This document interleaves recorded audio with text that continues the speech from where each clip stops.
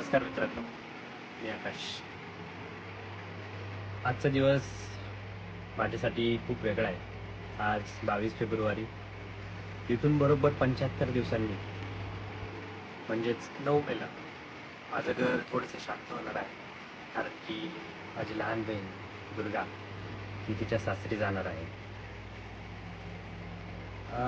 लहान असूनही म्हणजे ती लहान असून पण माझ्यासाठी खूप मोठी आहे. त्या घराचा आधार आहे.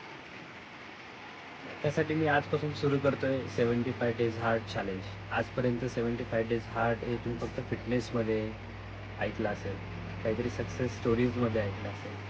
पण माझ्यासाठी हा 75 दिवसांचा जो प्रवास आहे तो अवघड असणार आहे थोडं. म्हणजे तिच्या कष्टांचा सन्मान असो किंवा तिच्या काही गोष्टी असो, जे मी आजपासून शेअर करणार आहे. म्हणजे थोडक्यात तिच्या सोबतच्या आमच्या शेवटच्या 75 आठवणी जपण्यासाठी तुम्ही पण मला साथ द्या.